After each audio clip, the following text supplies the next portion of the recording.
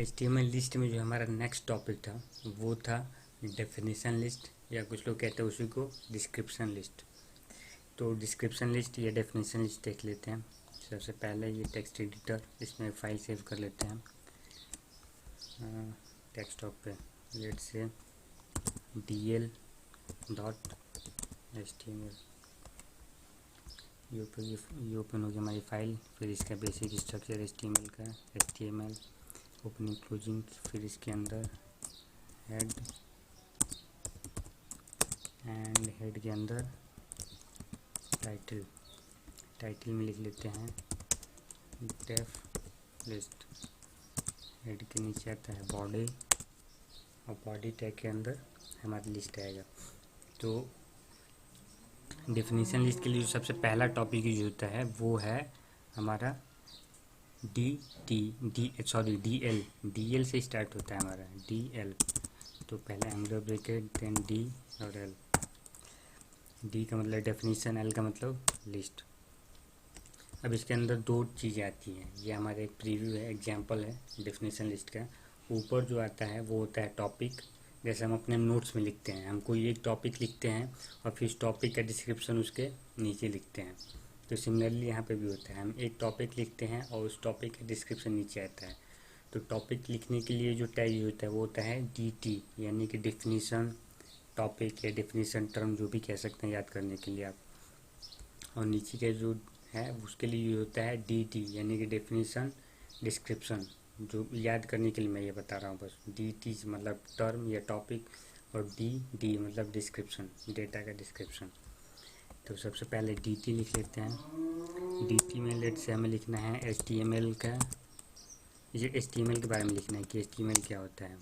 तो ये हमारा टर्म या टॉपिक, और DT इसके अंदर हम डिस्क्रिप्शन लिखेंगे इस वर्ड का, HTML वर्ड का। तो यहाँ पे हम लिख लेते हैं HTML stands for hypertext markup language। इसके एक और लाइन लिख लेते हैं इसमें, it is used for creating web pages। फिर इसका प्रीव्यू देख लेते हैं हम कैसे ब्राउज़र में डिस्प्ले होगा।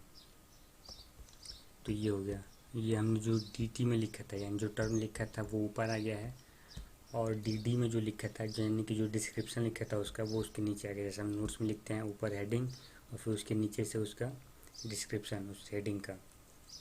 तो सेम यहाँ पे भी डिस्प्ले होता है। एक चीज़ और, मैंने यहाँ पे ब्रेक लगाया था, यानी कि ये यहाँ से लाइन तोड़ के मैंने नीचे लिखा था लाइन ब्रेक करके, लेकिन यहाँ पे वो लाइन ब्रेक नहीं हो रही है। तो उसके लिए अगर हमें HTML में जब लाइन ब्रेक करना हो तो उसके लिए यूज होता है BR। ऐसे HTML5 में इसके लिए यूज होता है स्पेस और ये फ्रंट स्लैश या फॉरवर्ड स्लैश, तब जाके वर्क करता है। अगर हम HTML5 यूज नहीं कर रहे हैं तब ये बिना फ्रंट स्लैश के भी काम करेगा। तो अब अगर हम देखें तो ये लैंग्वेज के बाद ब्रेक होगी, तो यहाँ से भी हमें ब्रेक करना है, उसके लिए हम BR टैग यूज कर सकते हैं। इसी में एक और टॉपिक रह गया था, वो था हमारा नेस्टेड लिस्ट। तो जो नेस्टेड लिस्ट होती है वो हमारी होती है एक लिस्ट के अंदर दूसरी लिस्ट, मतलब लिस्ट विद इन लिस्ट। जब हम एक लिस्ट के अंदर दूसरी लिस्ट लिखते हैं तो उसको कहते हैं नेस्टेड लिस्ट। मैं यहाँ पे वो लिख दे रहा हूँ, नेस्टेड लिस्ट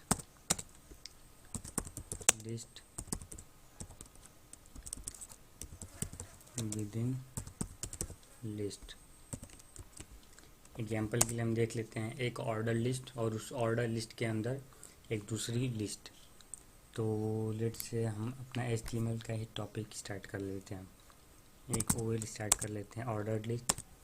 इसके अंदर 2 LI एलिमेंट्स, पहला HTML लिस्ट एंड दूसरा HTML टेबल। जैसे हमारा उसमें होता है इंडेक्स में, एक मेन चैप्टर का नाम होता है और फिर चैप्टर के अंदर जो भी कंटेंट्स होते हैं वो। तो लेट से हमें इसके अंदर एक और ऑर्डर लिस्ट क्रिएट करना है जिसमें हम इस HTML लिस्ट के टाइप्स बताएंगे। तो पहला हो गया ऑर्डर, सॉरी पहले ओएल के अंदर आएगा हमारा लाइट टैग, ये एल के अंदर लिखेंगे ऑर्डर एंड देन एक और एलिमेंट लगा लेंगे इसमें हम अनऑर्डर। इसके प्रीव्यू देखते हैं यहाँ पे, ये हो गया हमारा एक लिस्ट और ये होगी उसी लिस्ट के अंदर दूसरी लिस्ट यानी कि सब लिस्ट। तो इसको कहते हैं नेस्टेड लिस्ट। यहाँ पे हम चाहें तो इसका टाइप क्रिएट कर सकते हैं, type equal to small roman number और ये चेंज निकलते हैं। ये हो गया चेंज, इसको जूम करके देख लेते हैं। ये हो गया, ये हमारा ऑर्डर लिस्ट। उसी ऑर्डर लिस्ट के अंदर एक और ऑर्डर लिस्ट, जिसका हमने टाइप चेंज कर रखा है। हम चाहें तो इसको अनऑर्डर्ड भी कर सकते हैं। लेट्स इसको कर लेते हैं यूएल और इसका टाइप कर लेते हैं सर्कल।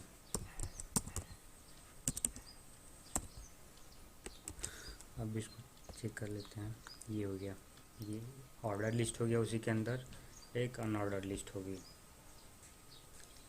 तो ये हमारा होता है नेस्टेड लिस्ट।